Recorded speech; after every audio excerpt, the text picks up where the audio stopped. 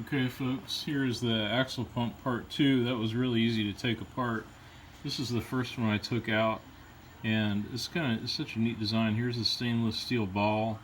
There's a little stainless steel spring here, and this bolt head is hollowed out and a neck down. The design called for this to be neck down so water can go around it, and you can see the holes that are drilled through there, so water passes through this thing. And I know I bench tested it, and I know it works fine in a bench. There's actually water in here, which is a good sign, so water was getting to the pump.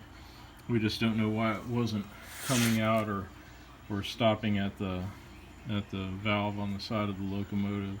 This is the other, the other fitting here, the larger fitting, and you can see the ball is contained by a brass rod that goes across there. It's a real clever design, and it's loose. Let me shake it hard. I don't know if you can hear that or not, but if I hold it next to my ear I can hear it. So it's loose enough for water to flow,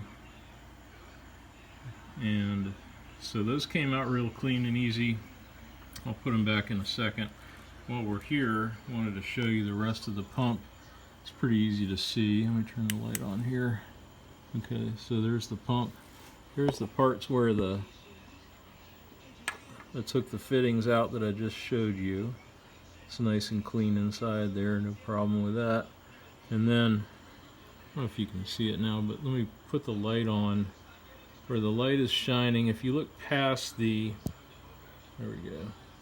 That's the eccentric and the brass eccentric, the cast iron eccentric that rides on the axle, and the drive rod, and it's a 1/2 inch stainless steel piston there with an O-ring on the end is what actually creates the water pressure. And I was thinking about, if possible, maybe trying to disconnect that and then work the piston back and forth. I may still try it, but I'd really rather not tear that all apart right now. I think what I'm going to do is put this back together and then at least put the axle pump back together, and then I'll try, when I get the hand pump, I may use that as like a tester to try priming and running the water through the axle pump. We'll see, but I don't know. I'll give it some thought, consult with some of my buddies here, and we'll see what we come up with. There's a nice shot of the rest of the undercarriage of the locomotive. You can see the brake rigging.